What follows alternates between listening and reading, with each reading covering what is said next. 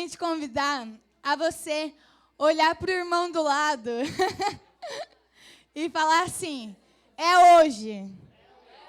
Se prepara. Agora dá uma risadinha. Haha.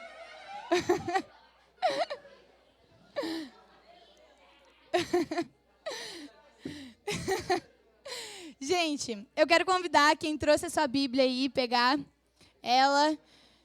Quem trouxe a Bíblia, diz um amém. Eita Deus, achei que ninguém tinha trazido a Bíblia, meu pai. Quem não trouxe, diz misericórdia. Olha, Deus, eu rezo e peço, Pai, para que essas pessoas que esqueceram a Bíblia essa semana que vem se lembrem. Amém. Aleluia. Gente, eu quero começar com vocês, começar falando aqui do começo, né? Porque é sempre bom a gente começar do começo. Então, no princípio, era o Verbo. E o Verbo, tô brincando. No princípio, Deus fez o mundo. Mas calma, que eu não vou contar essa história de novo, porque todo mundo já sabe ela. Que Deus fez a terra em 7 dias, fez o ar, o céu, as aves, os animais, a Stephanie, cadê a Stephanie? Brincadeira, gente, brincadeira. Então, fez Adão e Eva. E Adão e Eva viviam no paraíso. E eles tinham uma única Deus lá em Gênesis. Se você abrir sua Bíblia aí comigo, lá em Gênesis, nos primeiros capítulos, você vai ver que a única coisa que Deus falou para eles que eles não podiam fazer era comer do bendito fruto. Era comer do fruto. Talvez maldito fruto. E o que aconteceu? A serpente foi lá, enganou Eva. Eva comeu o fruto. Eva foi lá e falou: Adão, dá uma beliscadinha aqui, come também. Foi lá Adão, convencido por Eva, comeu também. E pá, o pecado entrou no mundo. Meu Deus, e agora? Adão olha para Eva e diz: e agora? Ferrou. Ferrou. Comemos do fruto proibido. E agora, o que a gente vai fazer? Então, o pecado entra no mundo. Eles são expulsos do paraíso. E aqui começa a história da criação. Aqui começa a história da criação. Então, é quando, depois mais para frente, Deus, em Gênesis 17, ele começa a firmar sua aliança com Abraão, que antes era Abrão. E depois virou Abraão. Por quê? Porque Deus fez dele um pai de multidões. Aqui Deus começou a sua aliança. Deus diz para Abraão: de minha parte, esta é minha aliança contigo. Tu serás pai de uma multidão de nações. Então aqui começa a história da aliança de Deus com o povo. Eu não sei se você sabe, mas a aliança é um vínculo que Deus faz. Que, na verdade, a aliança é um vínculo que você faz com alguém. Então, Deus faz esse vínculo com Abraão. Por quê? Porque Adão e Eva tinham um pecado. Adão e Eva tinham se afastado da presença de Deus. Mas Deus quer se fazer próximo do seu povo. Então, Deus acha um jeito de se fazer próximo deles, fazendo essa aliança com Abraão, falando que ele seria pai de multidões. E aqui é interessante de se falar que depois, eu não sei se vocês conhecem, mas vai ter um doido que ouviu a voz de Deus falando que iria tirar o povo da escravidão do Egito, iria levar na frente de um mar, ele iria bater o cajado e o mar iria abrir, o povo iria passar e o faraó iria ficar para trás, eles não seriam pegos. Eu não sei se você conhece essa história, acredito que conheça, mas essa história de Moisés. Moisés foi esse louco que ouviu o chamado de Deus, ouviu a voz de Deus. Ouviu essa voz falando: Moisés, bate o cajado que eu abro o mar. Moisés, vai e faz, vai e bate o cajado que eu faço. E depois, o povo é salvo do Egito. Aqui a gente está passando, tá bom, gente? Gênesis, Êxodo, já estamos quase na metade da Bíblia, brincadeira. Estamos no começo ali.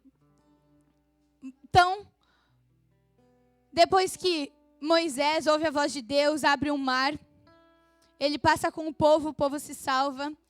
Deus ali começa a revelar quem ele é para Moisés. Começa a revelar as suas faces e começa a revelar a sua aliança com Moisés. Porque é aqui que Deus chama Moisés para subir um monte, para ele revelar as suas leis. É aqui que Deus chama Moisés para revelar quem ele é. Para então Moisés falar para o povo quem Deus era. Algo interessante de se falar que no Antigo Testamento, Deus, ele escolhia profetas para falar com eles e os profetas falarem ao povo. Porque um profeta é isso, é aquele que escuta a voz de Deus e proclama para um povo. Eu não sei se você conhece um outro cara que vai estar mais para frente ali. Ele é grande, forte, tem um cabelo grande e uma cabeça pequena. Não é o Eduardo, gente. Poderia ser, mas não é o Eduardo porque está no Antigo Testamento, que o Antigo já passou. O Eduardo está aqui ainda, né? Não é o Eduardo, é Sansão. O fortão do cabelão. Não sei se vocês conhecem essa música, tá bom? Mas eu ouvi essa música quando era criança, mas tudo bem.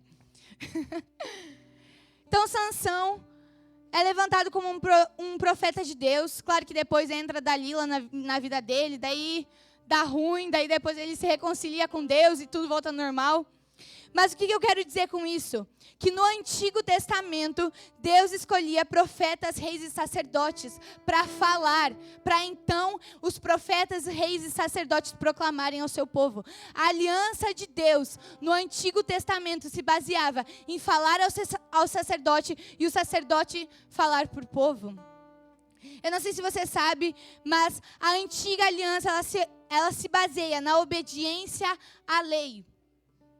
E para a expiação dos pecados daquele povo, eles teriam que fazer sacrifícios. E, eu não sei se você sabe, mas o único capaz de fazer um sacrifício é um sacerdote. Mas, para nós entendermos um pouco o conceito do sacrifício, eu fui dar uma pesquisada. O que era sacrifício? E, segundo o dicionário, o sacrifício é abrir mão de algo bom, de algum bem que você tem. Se sacrificar é abrir mão de algo bom que você tem. Agora, para nós católicos, sacrifício, ele é como que um self-surrender. Até falei em inglês, gente. Um self-surrender. O que é isso? Alguém traduz aí? Brincadeira. O que é isso, gente? É um abrir mão de si mesmo para entregar a Deus. Então, o sacrifício é uma auto-entrega a Deus. É um self-surrender. Eu entrego aquilo que eu tenho para Deus. O que acontece? O Antigo Testamento, os sacerdotes não tinham o que entregar. Não tinham como entregar algo. O que eles faziam? Sacrifícios com animais. Quantas vezes nós lemos no Antigo Testamento o sacerdote entrando na tenda, imolando o cordeiro, e então fazendo sacrifício a Deus. Mas, nesse ponto, a gente entra num ponto muito interessante.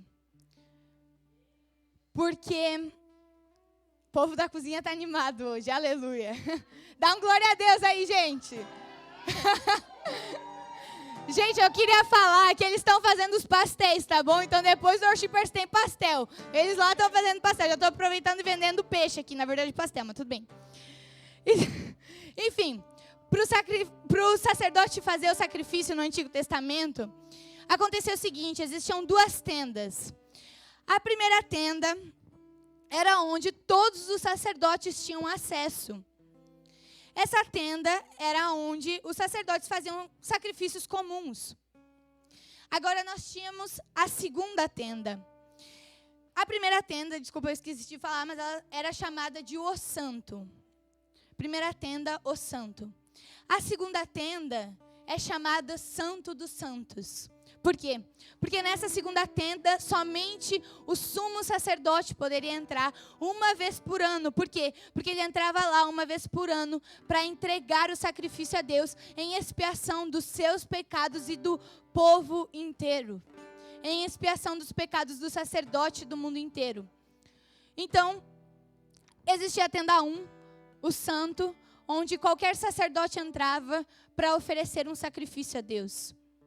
E existia a tenda 2, o Santo dos Santos, onde somente o sumo sacerdote entrava uma vez por ano para entregar o sacrifício em expiação dos pecados do povo inteiro.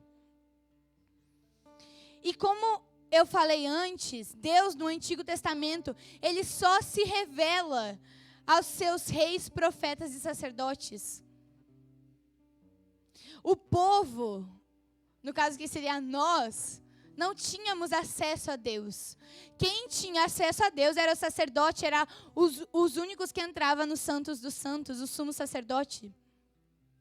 Ele era o único que tinha acesso à presença de Deus. Só que quando Deus olha para essa antiga aliança, quando Deus olha para esse templo, quando Deus olha para esse sacrifício, quando Deus olha para esse sacerdócio, quando Deus olha para esse culto, Ele sabe que tudo isso é temporário. Por quê? Porque Deus ele não queria ter acesso somente com os seus sacerdotes, profetas e reis. Mas Deus queria ter acesso com o seu povo. Ele quer se fazer Emanuel, um Deus próximo de nós. Aí, Deus revela em Jeremias 31:31, convido você, se tiver sua Bíblia aí, abrir ela aí comigo, 31:31. Espera aí, ai meu Deus. Então Deus aqui revela ao povo que chegará um dia, quando hei de fazer uma nova aliança com a casa de Israel e a casa de Judá. Não será como a aliança que fiz com os seus pais, quando pela mão peguei para tirá-los do Egito. Essa aliança eles quebraram, mas continuei senhor deles. Esta é a aliança que farei com a casa de Israel a partir daquele dia. Colocarei a minha lei no seu coração. Vou gravá-lo em seu coração. Serei o Deus deles e eles serão o meu povo. Então aqui Deus revela a Jeremias a sua nova aliança. Deus começa no Antigo Testamento já a revelar o que ele queria na nova aliança. Ele começa a revelar aquilo que Jesus iria fazer. Porque eu não sei se você sabe, mas o Novo Testamento é conhecido como a nova aliança. A nova aliança de Deus para com o seu povo. Quando em Jeremias 31:31, Deus revela o desejo dele. Então no Novo Testamento, Jesus vem e cumpre essa profecia de Deus. A profecia que Deus derramou sobre o profeta Jeremias, Jesus vem e cumpre. Porque, abre lá em Hebreus 9:11, Hebreus 9:11 diz assim: Cristo, porém, veio como sumo sacerdote dos bens futuros. Ele entrou no santuário através de uma tenda maior e perfeita, não feita por mãos humanas, nem pertencendo a esta criação. Ele entrou no santuário não com o sangue de bodes e de bezerros, mas com o seu próprio sangue. Isso uma vez por todas, obtendo uma redenção eterna. Então aqui nesse momento, Jesus ele entra no Santo dos Santos, não mais com sangues de bezerros, não mais com sangues de bodes, mas com o seu próprio sangue. Sabe? Ele supre essa primeira aliança para estabelecer essa segunda aliança que Deus firma. Jesus vem como sacerdote, profeta e rei. Hebreus 9:11 vai nos dizer isso, que Jesus vem como sacerdote, profeta e rei. Enquanto a antiga aliança era escrita em pedras, a nova aliança agora é escrita no meu e no seu coração. Sabe, 1 Pedro 2,9 vai nos dizer: mas vós sois a gente escolhida, o sacerdócio régio, a nação santa, o povo que ele adquiriu, a fim de que proclamais os grandes feitos daquele que vos chamou das trevas para a sua luz maravilhosa. Não sei você, gente, mas eu estou muito empolgada com o que Jesus vai fazer hoje. Já está fazendo. Sabe, o que eu acabei de ler para vocês é que aqui Pedro está nos falando que aquilo que Jesus veio fazer em nós, veio trazer esse acesso a Deus. Enquanto no Antigo Testamento, para o povo se comunicar com Deus, eles precisavam primeiro pedir para que o sacerdote entrasse na tenda, oferecer um sacrifício para ele. Agora Jesus Cristo vem como sacrifício, vem como esse sacerdote e oferece o sacrifício, para que nós possamos ter acesso de graça, para que nós possamos ter esse acesso ao Pai de graça. Sabe, se nós continuarmos lendo ali em Hebreus, diz o seguinte, versículo 13: de fato, se o sangue de bodes e de touros e cinzas de novilhas espalhadas sobre os seres impuros os santificam, realizando a pureza ritual dos corpos, quanto mais o sangue de Cristo purificará a nossa consciência das obras mortas, para servirmos a um Deus vivo. Pois em virtude do Espírito eterno, Cristo se ofereceu a si mesmo a Deus como vítima sem mancha. Por isso, ele é mediador de uma nova aliança. Pela sua morte, ele redimiu as transgressões cometidas no decorrer da primeira aliança. Assim, aqueles que são chamados recebem a herança eterna prometida. Aqui Deus vem cumprir a promessa. Deus aqui vem cumprir a promessa de se fazer um Deus próximo de nós. Aqui Deus se faz Emanuel, aquele que está conosco. Por quê? Porque antes, quando a aliança era somente com profetas, reis e sacerdotes, agora a aliança é feita comigo e contigo. Agora é eu e você que temos acesso a essa primeira e essa segunda tenda. Agora somos eu e você que podemos entrar no Santo dos Santos e contemplar o Rei dos Reis. Sabe, é pelo sangue que Cristo derramou. Cristo se ofereceu a si mesmo, a Deus, como vítima sem mancha. Ele não tinha pecado, a vítima era pura, mas ele tomou sobre si as nossas dores, para que eu e você seja salvo. Sabe, nós somos chamados, nós somos herdeiros dessa aliança. Nós somos chamados a viver uma vida no Santo dos Santos. Nós somos chamados a estar na presença de Deus. Nós somos chamados a viver com Ele.